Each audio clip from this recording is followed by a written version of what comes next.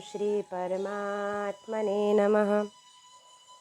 श्रीमद्भागवत महापुराण प्रथम स्कंद अथ सप्तदशोऽध्याय। महाराज परीक्षित द्वारा कलियुग का दमन। सूत उवाच तत्र गोमिथुनं राजा हन्यमानामनाथवत् दण्डहस्तं च वृषलं ददृशे नृपलांछनम्। सूत जी कहते हैं, शौनक जी, वहाँ पहुंचकर राजा परीक्षित ने देखा कि एक राजवेशधारी शूद्र हाथ में डंडा लिए हुए है और गाय बैल के एक जोड़े को इस तरह पीटता जा रहा है जैसे उनका कोई स्वामी ही न हो। वह कमल तंतु के समान श्वेत रंग का बैल एक पैर से खड़ा कांप रहा था तथा शूद्र की ताड़ना से पीड़ित और भयभीत होकर मूत्र त्याग कर रहा था। धर्मपयोगी दूध, घी आदि हविष्य पदार्थों को देने वाली वह गाय बार बार शूद्र के पैरों की ठोकरें खाकर अत्यंत दीन हो रही थी। एक तो वह स्वयं ही दुबली पतली थी, दूसरे उसका बछड़ा भी उसके पास नहीं था। उसे भूख लगी हुई थी और उसकी आंखों से आंसू बहते जा रहे थे। स्वर्ण जटित रथ पर चढ़े हुए राजा परीक्षित ने अपना धनुष चढ़ाकर मेघ के समान गंभीर वाणी से उसको ललकारा। अरे तू कौन है जो बलवान होकर भी मेरे राज्य के इस दुर्बल प्राणियों पर बलपूर्वक मार रहा है? तूने नट की भांति वेश तो राजा का सा बना रखा है, परंतु कर्म से तू शूद्र जान पड़ता है। हमारे दादा अर्जुन के साथ भगवान श्री कृष्ण के परम धाम पधार जाने पर इस प्रकार निर्जन स्थान में निरपराधों को प्रहार करने वाला तू अपराधी है। अतः तू वध के योग्य है। उन्होंने धर्म से पूछा, कमल नाल के समान आपका श्वेत वर्ण है, 3 पैर न होने पर भी आप एक ही पैर से चलते फिरते हैं। यह देखकर मुझे बड़ा कष्ट हो रहा है। बतलाइए, आप क्या बैल के रूप में कोई देवता हैं? अभी यह भूमंडल कुरुवंशी नरपतियों के बाहुबल से सुरक्षित है। इसमें आपके सिवा और किसी भी प्राणी की आंखों से शोक के आंसू बहते मैंने नहीं देखा। धेनुपुत्र, अब आप शोक न करें, इस शूद्र से निर्भय हो जाएं। गो माता, मैं दुष्टों को दंड देने वाला हूँ। अब आप रोए नहीं, आपका कल्याण हो। देवी, जिस राजा के राज्य में दुष्टों के उपद्रव से सारी प्रजा त्रस्त रहती है, उस मतवाले राजा की कीर्ति, आयु, ऐश्वर्य और परलोक नष्ट हो जाते हैं। राजाओं का परम धर्म यह है कि वे दुखियों का दुख दूर करें। यह महादुष्ट और महापापी प्राणियों को पीड़ित करने वाला है, अतः मैं अभी इसे मार डालूंगा। सुरभि नंदन, आप तो 4 पैर वाले जीव हैं, आपके 3 पैर किसने काट डाले? श्री कृष्ण के अनुयायी राजाओं के राज्य में कभी कोई भी आपकी तरह दुखी न हो। वृषभ, आपका कल्याण हो। बतलाइए, आप जैसे निरपराध साधुओं का अंग भंग करके किस दुष्ट ने पांडवों की कीर्ति में कलंक लगाया है? जो किसी निरपराध प्राणी को सताता है, उसे चाहे वह कहीं भी रहे, मेरा भय अवश्य होगा। दुष्टों का दमन करने से साधुओं का कल्याण ही होता है। जो उद्दंड व्यक्ति निरपराध प्राणियों को दुख देता है, वह चाहे साक्षात देवता ही क्यों ना हो, मैं उसकी बाजूबंद से विभूषित भुजाओं को काट डालूंगा। बिना आपत्ति के मर्यादा का उल्लंघन करने वालों को शास्त्रानुसार दंड देते हुए अपने धर्म में स्थित लोगों का पालन करना राजाओं का परम धर्म है। धर्म ने कहा, एतद्व पांडवेयानां युक्तमार्ता वयं वचः येषां गुणगुणैः कृष्णो दौत्यादौ भगवन् कृतः। राजन, आप महाराज पांडु के वंशज हैं।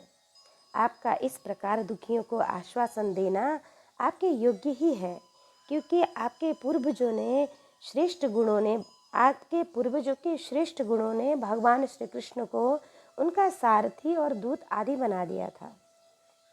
नरेंद्र, शास्त्रों के विभिन्न वचनों से मोहित होने के कारण हम उस पुरुष को नहीं जानते जिससे क्लेशों के कारण उत्पन्न होते हैं। जो लोग किसी भी प्रकार के द्वैत से स्वीकार नहीं करते, द्वैत को स्वीकार नहीं करते, वे अपने आप को ही अपने दुख का कारण बतलाते हैं। कोई प्रारब्ध को कारण बतलाता है तो कोई कर्म को, कुछ लोग स्वभाव को तो कुछ लोग ईश्वर को दुख का कारण मानते हैं। किन्हीं किन्हीं का ऐसा भी निश्चय है कि दुख का कारण न तो तर्क के द्वारा जाना जा सकता है और न वाणी के द्वारा बतलाया जा सकता है।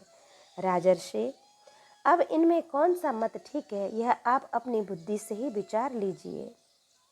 सूत जी कहते हैं, श्रेष्ठ ऋषि श्रेष्ठ शौनक जी, धर्म का यह वचन सुनकर सम्राट परीक्षित बहुत प्रसन्न हुए। उनका खेद मिट गया। उन्होंने शांत चित्त होकर उनसे कहा, धर्मम ब्रवीषि धर्मज्ञ धर्मोसि वृषरूपदृक् यदा धर्मः कृतस्थानम सूचकस्यापि तद भवेत्। धर्म का तत्व जानने वाले वृषभ देव, आप धर्म का उपदेश कर रहे हैं। अवश्य ही आप वृषभ के रूप में स्वयं धर्म हैं। आपने अपने को दुख देने वाले का नाम इसलिए नहीं बताया है। अधर्म करने वाले को जो नरकादि प्राप्त होते हैं, वे ही चुगली करने वालों को भी मिलते हैं। अथवा यही सिद्धांत निश्चित है कि प्राणियों के मन और वाणी से परमेश्वर की माया के स्वरूप का निरूपण नहीं किया जा सकता। धर्मदेव, सत्ययुग में आपके 4 चरण थे, तब पवित्र दया और सत्य। इस समय अधर्म के अंश गर्भ आसक्ति और मद से 3 चरण हो चुके हैं। अब आपका चौथा चरण केवल सत्य ही बच रहा है। उसी के बल पर आप जी रहे हैं। असत्य से पुष्ट हुआ यह अधर्म रूप कलयुग उसे भी ग्रास कर लेना चाहता है। ये गौ माता साक्षात पृथ्वी हैं। भगवान ने इनका भारी बोझ उतार दिया था और ये उनके राशि राशि सौंदर्य बिखेरने वाले चरण चिन्हों से सर्वत्र उत्सवमयी हो गई थी। अब ये उनसे बिछुड़ गई हैं। वे साध्वी अभागिनी के समान नेत्रों में जल भरकर यह चिंता कर रही हैं कि अब राजा का स्वांग बनाकर ब्राह्मण द्रोही शूद्र मुझे भोगेंगे। महारथी परीक्षित ने इस प्रकार धर्म और पृथ्वी को सांत्वना दी। फिर उन्होंने अधर्म के कारण रूप कलियुग को मारने के लिए तीक्ष्ण तलवार उठाई। कलियुग ताड़ गया कि ये तो अब मुझे मार ही डालना चाहते हैं। अतः झटपट उसने अपने राज चिन्ह उतार डाले और भय विह्वल होकर उनके चरणों में अपना सिर रख दिया। परीक्षित बड़े यशस्वी दीन वत्सल और शरणागत वत्सल थे। उन्होंने जब कलियुग को अपने पैरों पर पड़े देखा तो कृपा करके उनको मारा नहीं, अपितु हंसते हुए उससे कहा, क्योंकि वे शरणागत वत्सल भी शरणागत रक्षक भी थे। परीक्षित बोले, अब तू हाथ जोड़कर शरण आ गया।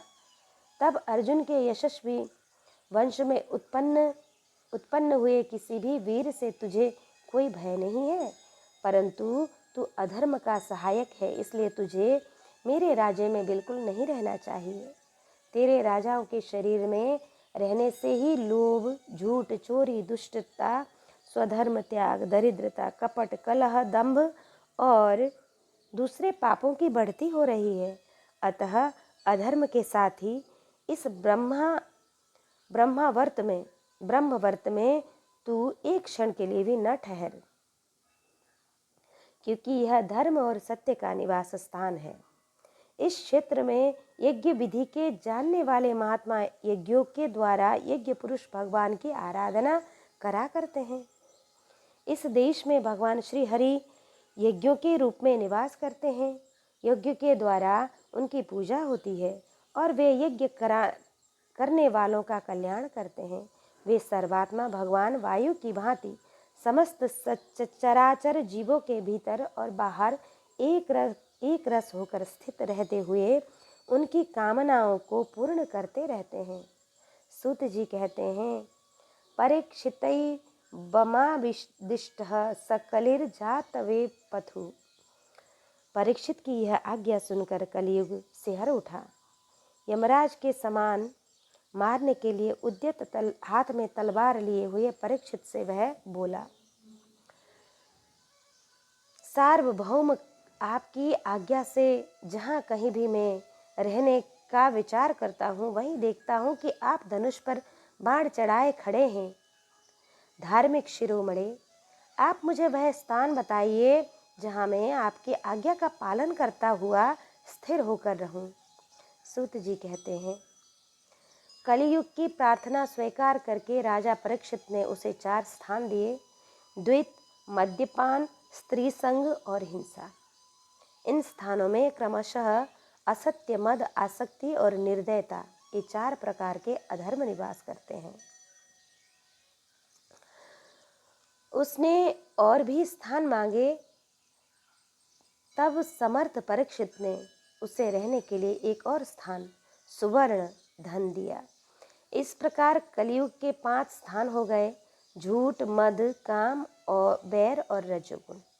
परीक्षित के दिए हुए इन्हीं 5 स्थानों में अधर्म का मूल कारण कली उनकी आज्ञाओं का पालन करता हुआ निवास करने लगा।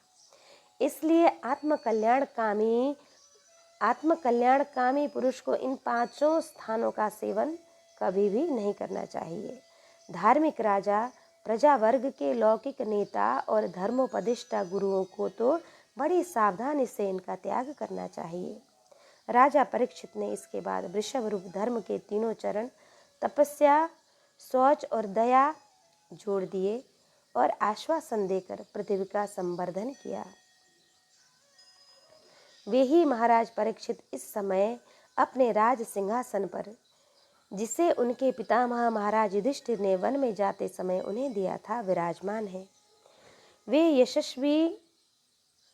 वे परम यशस्वी सौभाग्य भाजन चक्रवर्ती सम्राट राजर्षि परीक्षित इस समय हस्तिनापुर में कौरव कुल की राज्य लक्ष्मी से शोभायमान है।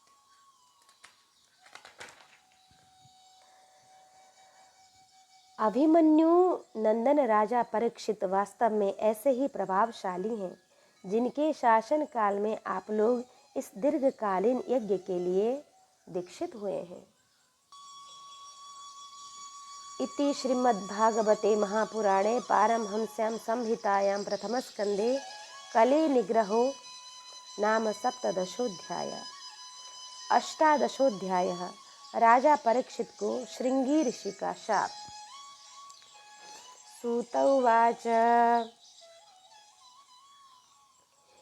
यो वै द्रोण्यस्त्र विप्लुष्टो न मातुरदरे मृतः अनुग्रहाद् भगवतः कृष्णस्याद्भुतकर्मणः। सूत जी कहते हैं, अद्भुत कर्मा भगवान श्री कृष्ण की कृपा से राजा परीक्षित अपनी माता की कोख में अश्वत्थामा के ब्रह्मास्त्र से जल जाने पर भी मरे नहीं। जिस समय ब्राह्मण के शाप से उन्हें डसने के लिए तक्षक आया, उस समय वे प्राणनाश के महान भय से भयभीत नहीं हुए, क्योंकि उन्होंने अपना चित्त भगवान श्री कृष्ण के चरणों में समर्पित कर रखा था। उन्होंने सबकी आसक्ति छोड़ दी थी। गंगा तट पर जाकर श्री सुखदेव जी से उपदेश ग्रहण किया और इस प्रकार भगवान के स्वरूप को जानकर अपने शरीर को त्याग दिया। जो लोग भगवान श्री कृष्ण की लीला कथा कहते और करते हैं, उस कथामृत का पान करते रहते हैं और इन दोनों ही साधनों के द्वारा उनके चरण कमलों का स्मरण करते रहते हैं, उन्हें अंत काल में भी मोह नहीं होता। जब तक पृथ्वी पर अभिमन्यु नंदन महाराज परीक्षित सम्राट रहे, तब तक चारों ओर व्यक्त हो जाने पर भी कलियुग का कुछ भी प्रभाव नहीं था। वैसे तो जिस क्षण श्री कृष्ण ने पृथ्वी का परित्याग किया, उसी समय पृथ्वी में अधर्म का मूल कारण कलयुग आ गया था। भ्रमर के समान सारग्राही सम्राट परीक्षित कलयुग से कोई द्वेष नहीं रखते थे, क्योंकि उसमें यह एक बहुत बड़ा गुण है कि पुण्य कर्म तो संकल्प मात्र से ही फलीभूत हो जाते हैं, परंतु पाप कर्म का फल शरीर से करने पर ही मिलता है, संकल्प मात्र से नहीं। यह भेड़ियों के समान बालकों के प्रति शूरवीर और धीरवीर पुरुष के लिए बड़ा भीरू है। यह प्रमादी मनुष्य को अपने वश में करने के लिए भी सदा सावधान रहता है।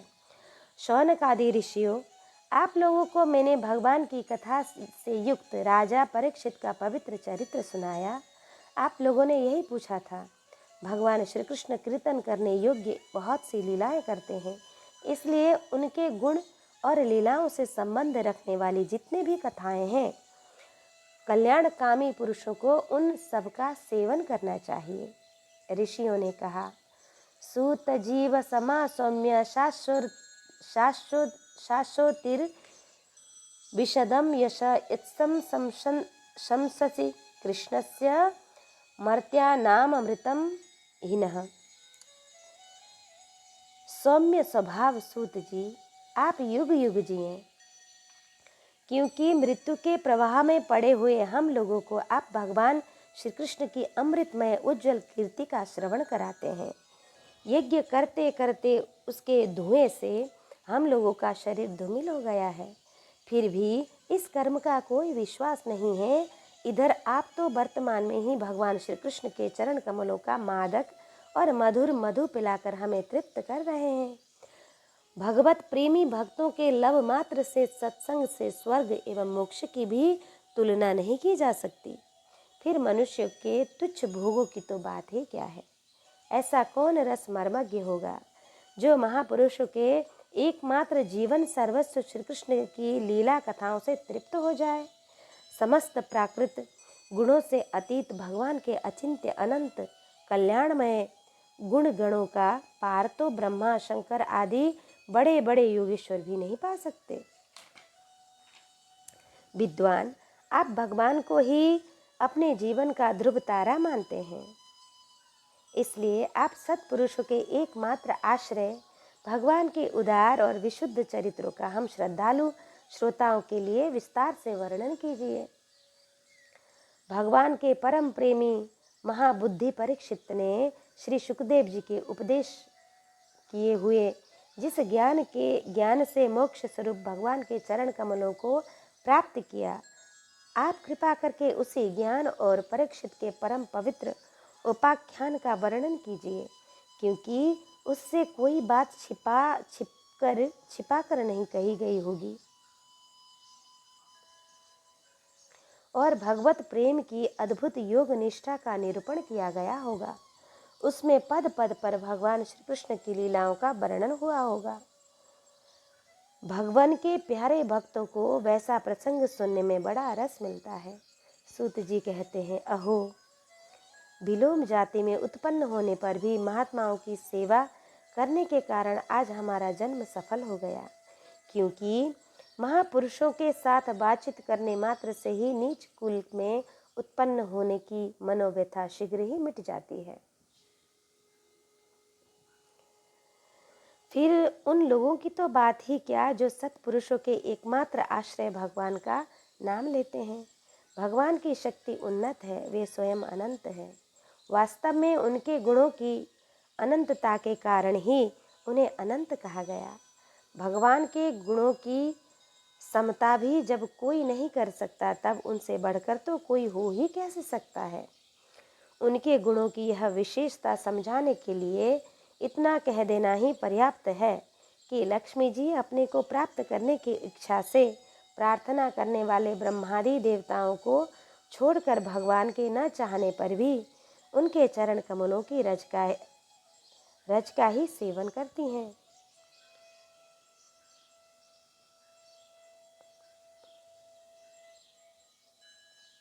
उच्च वर्ण की माता और निम्न वर्ण के पिता से उत्पन्न संतान को विलोजम कहते हैं।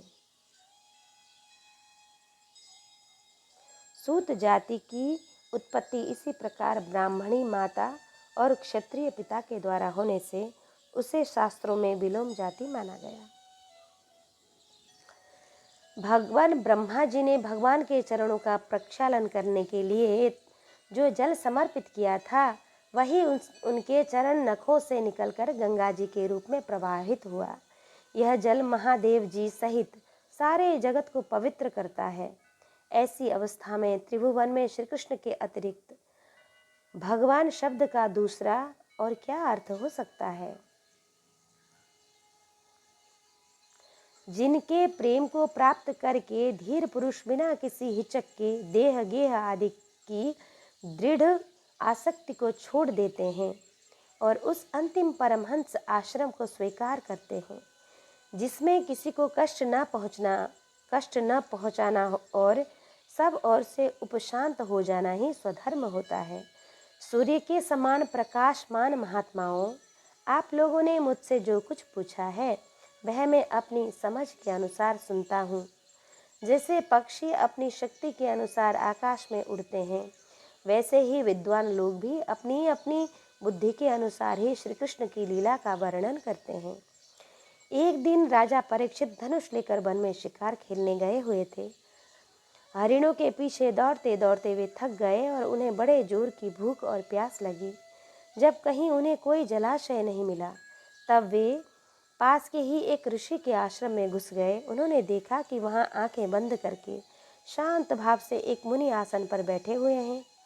इंद्रिय, प्राण, मन और बुद्धि के निरुद्ध हो जाने से वे संसार से ऊपर उठ गए थे। जागृत, स्वप्न, सुषुप्ति तीनों अवस्थाओं से रहित निर्विकार ब्रह्मरूप तुरीय पद में वे स्थित थे। उनका शरीर बिखरी हुई जटाओं से और कृष्ण मृगचर्म से ढका हुआ था। राजा परीक्षित ने ऐसी ही अवस्था में उनसे जल मांगा, क्योंकि प्यास से उनका गला सूखा जा रहा था। जब राजा को वहां बैठने के लिए तिनके का आसन भी न मिला, किसी ने उन्हें भूमि पर भी बैठने को न कहा, अर्घ्य और आदर भरी मीठी बातों से कहाँ से बातें तो कहाँ से मिलती। तब अपने को अपमानित सा मानकर वे क्रोध के वश हो गए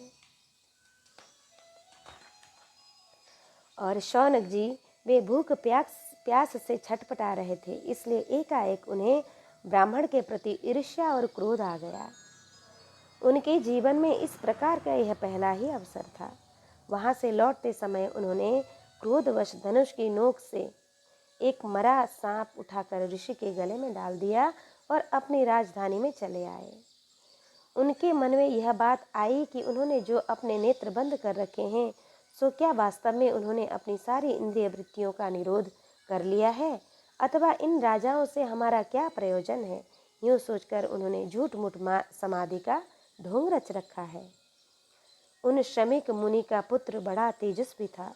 वह दूसरे ऋषि कुमारों के साथ पास ही खेल रहा था।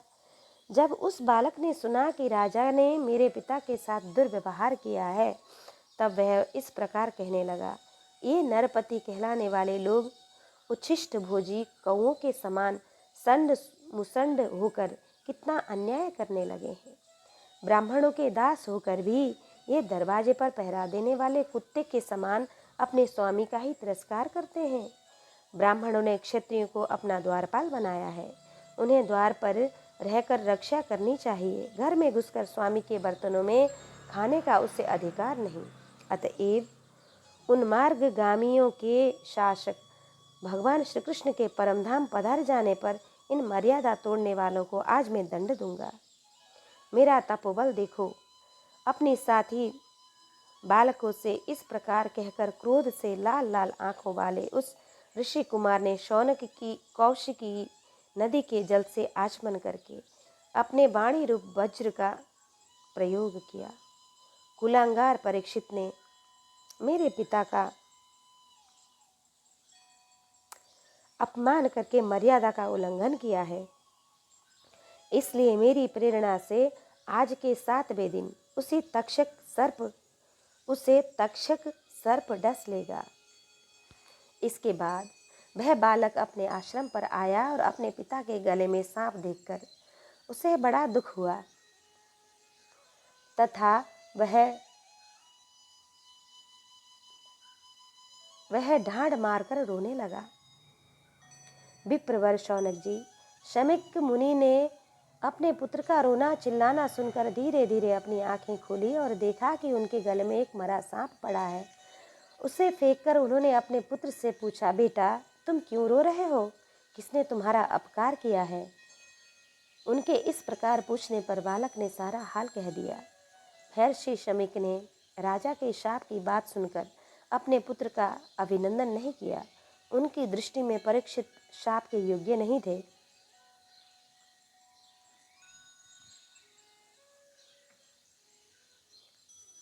उन्होंने कहा, ओह मूर्ख बालक, तूने बड़ा पाप किया। खेद है कि उनकी थोड़ी सी गलती के लिए तूने उनको इतना बड़ा दंड दिया। तेरी बुद्धि अभी कच्ची है। तुझे भक्त स्वरूप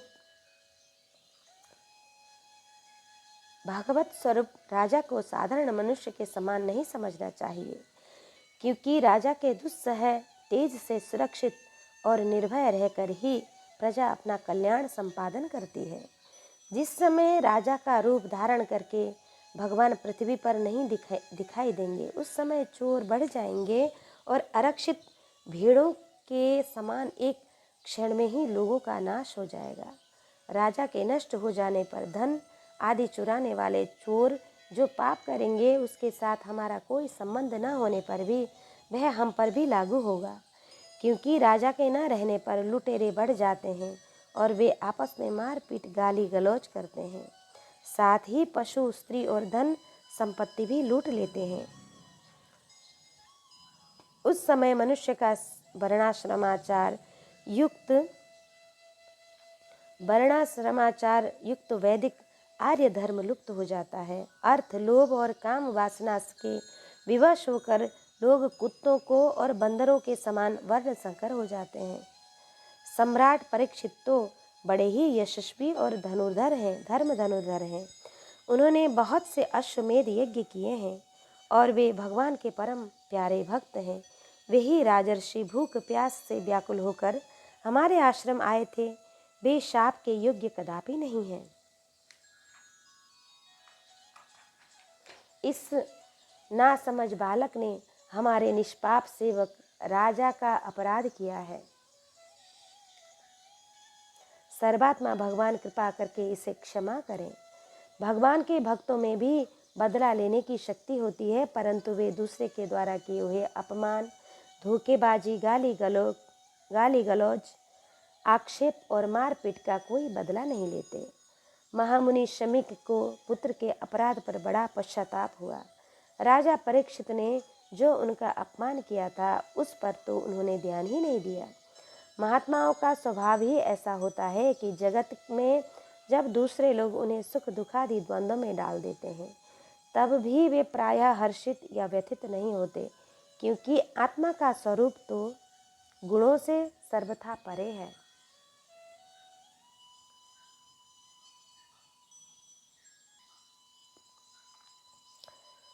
इति श्रीमद्भागवते महापुराणे पारमहंस्यां संहितायां प्रथमस्कन्धे विप्रशापोपलम्भनं नामाष्टादशोऽध्यायः। अथैकोनविंशोऽध्यायः। परीक्षित का अनशन व्रत और शुकदेव जी का आगमन। सूत उवाच महीपतिस्त्वथ तत्कर्म गरिहं द्विचिन्तयन्नात्मकृतं सुधर्मणः। अहो मया नीचमनार्य वत्कृतं निरागसी ब्रह्मणि गूढ़तेजसी। राजधानी में पहुंचने पर राजा परीक्षित को अपने उस निंदनीय कर्म के लिए बड़ा पश्चाताप हुआ। वे अत्यंत उदास हो गए और सोचने लगे, मैंने निरपराध एक एवं अपना तेज छिपाए हुए ब्राह्मण के साथ अनार्य पुरुषों के समान बड़ा नीच व्यवहार किया है। यह बड़े खेद की बात है। यह बड़े खेद की बात है। अवश्य ही उन महात्माओं के अपमान के फलस्वरूप शीघ्र से शीघ्र मुझ पर कोई घोर विपत्ति आवेगी। मैं भी ऐसा ही चाहता हूँ, क्योंकि उससे मेरे पाप का प्रायश्चित हो जाएगा और फिर कभी मैं ऐसा काम करने का दुस्साहस नहीं करूँगा। ब्राह्मणों की क्रोधाग्नि आज ही मेरे राज्य, सेना और भरे पूरे खजाने को जलाकर खाक कर दे, जिससे फिर कभी मुझ दुष्ट की ब्राह्मण देवता और गौओं के प्रति ऐसी पाप बुद्धि न हो। वे इस प्रकार चिंता कर ही रहे थे कि उन्हें मालूम हुआ ऋषि कुमार के शाप से तक्षक मुझे डसेगा। उन्हें वह धधकती हुई आग के समान तक्षक का डसना बहुत भला मालूम हुआ। उन्होंने सोचा कि बहुत दिनों से मैं संसार से आसक्त हो रहा था, अब मुझे शीघ्र वैराग्य होने का कारण प्राप्त हो गया। वे इस लोक और परलोक के भोगों को तो पहले ही तुच्छ ही त्यज्य समझते थे, अब उनका स्वरूपतः त्याग करके भगवान श्री कृष्ण के चरण कमलों की सेवा को ही सर्वोपरि मानकर आमरण अनशन व्रत लेकर वे गंगा तट पर बैठ गए। गंगा जी का जल भगवान श्री कृष्ण के चरण कमलों का वह पराग लेकर प्रवाहित होती है, जो श्रीमती तुलसी की गंध से मिश्रित है। यही कारण है कि वे लोक पालों के सहित ऊपर नीचे के समस्त लोगों को पवित्र करती हुई कौन ऐसा मरणासन्न पुरुष होगा जो उनका सेवन न करेगा। इस प्रकार गंगा जी के तट पर आमरण अनशन का निश्चय करके उन्होंने समस्त आसक्तियों का परित्याग कर दिया और वे मुनियों का व्रत स्वीकार करके अनन्य भाव से श्री कृष्ण के चरण कमलों का ध्यान करने लगे। उस समय त्रिलोकी को पवित्र करने वाले बड़े बड़े महानुभाव ऋषि मुनि अपने शिष्यों के साथ वहां पधारे। संतजन प्रायः तीर्थ यात्रा के बहाने स्वयं उन तीर्थ स्थानों को ही पवित्र करते हैं। उस समय वहां पर अत्रि, वशिष्ठ, च्यवन, शरद्वान, अरिष्टनेमि, भृगु, अंगिरा, पराशर, विश्वामित्र, परशुराम, उतथ्य, इंद्र प्रमद, इदमवाह, मेधातिथि, देवल, आर्षिश्रेण, भारद्वाज, गौतम, पिप्पलाद, मैत्रेय, और्व, कश्यप, अगस्त्य, भगवान व्यास, नारद तथा इनके अतिरिक्त और भी कई श्रेष्ठ देवर्षि, महर्षि तथा अरुणादि राजर्षियों का शुभागमन हुआ। इस प्रकार विभिन्न गोत्रों के मुख्य मुख्य ऋषियों को एकत्र देखकर राजा ने सबका यथा योग्य सत्कार किया और उनके चरणों पर सिर रखकर वंदन किया। जब सब लोग आराम से अपने अपने आसनों पर बैठ गए, तब महाराज परीक्षित ने उन्हें फिर से प्रणाम किया और उनके सामने खड़े होकर शुद्ध हृदय से अंजलि बांधकर वे जो कुछ करना चाहते थे उसे सुनाने लगे। राजोवाच अहो वयम धन्यमतां नृपाणां महत्तमानुर्ग्रहणीयशीला राज्ञं कुलं ब्राह्मणपादशौचां दूराद विशिष्टं बत गर्ह्य कर्म। अहो, समस्त राजाओं में हम धन्य हैं, धन्यतम हैं, क्योंकि अपने शील स्वभाव के कारण हम आप महापुरुषों के कृपा पात्र बन गए हैं। राजवंश के लोग प्रायः निंदित कर्म करने के कारण ब्राह्मणों के चरण धोवन से दूर पड़ जाते हैं। यह कितने खेद की बात है। मैं भी राजा ही हूँ। निरंतर देह गेह में आसक्त रहने के कारण मैं भी पाप रूपी हो गया हूँ।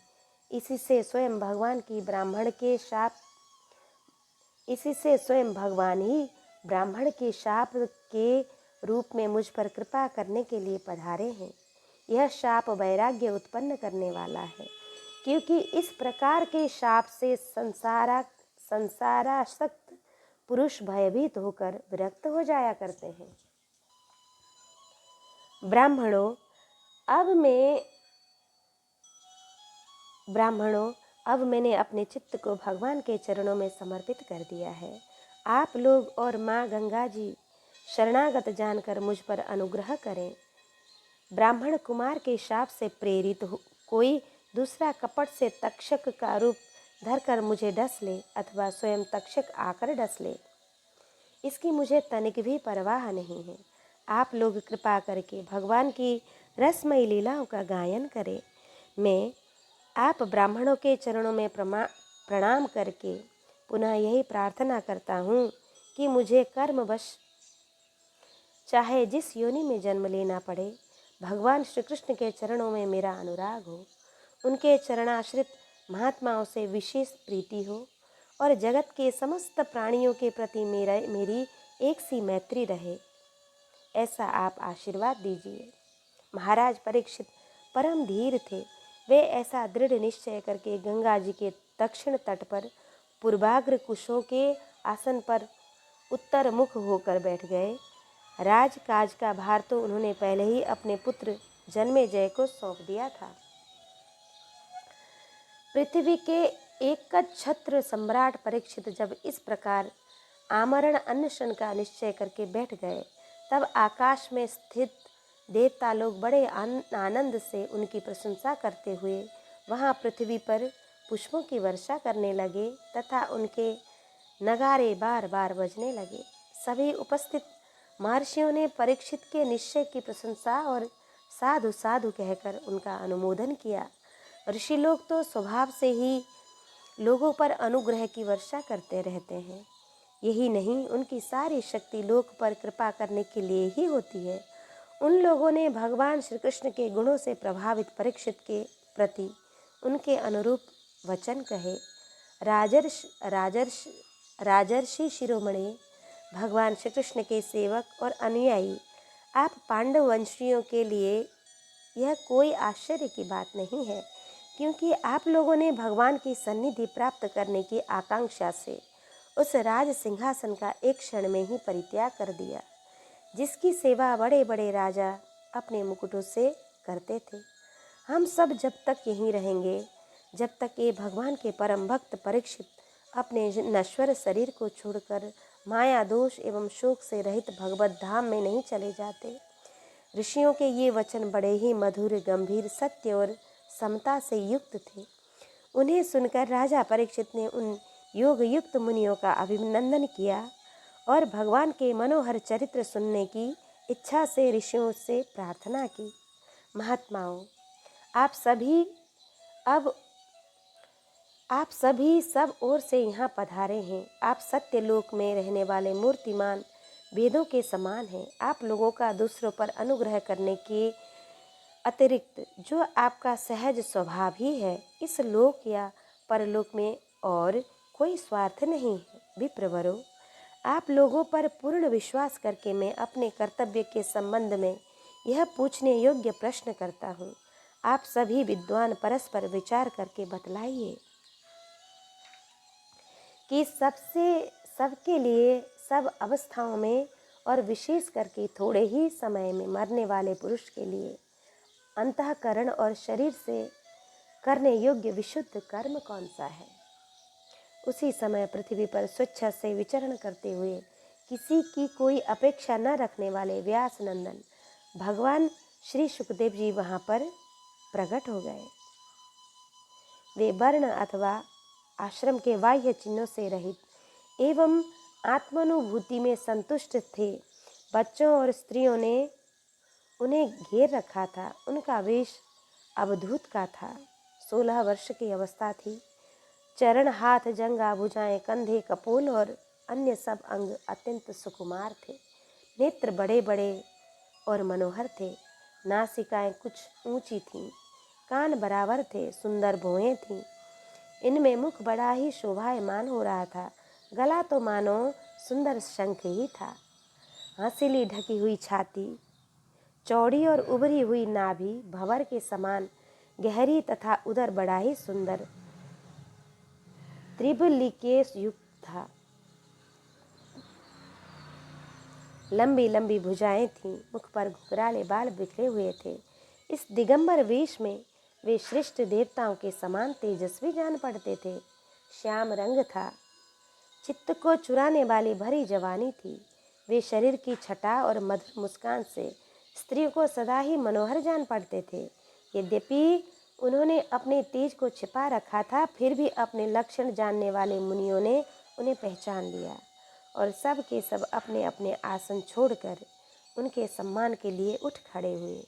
राजा परीक्षित ने अतिथि रूप से पधारे हुए श्री सुखदेव जी को सिर झुकाकर प्रणाम किया और उनकी पूजा की।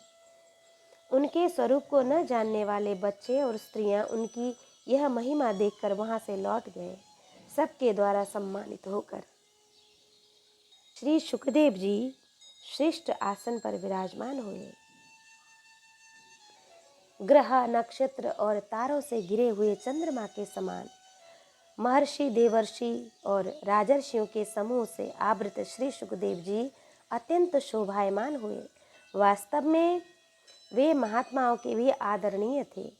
जब प्रखर बुद्धि श्री सुखदेव जी शांत भाव से बैठ गए, तब भगवान के परम भक्त परीक्षित ने उनके समीप आकर और चरणों पर सिर रखकर प्रणाम किया।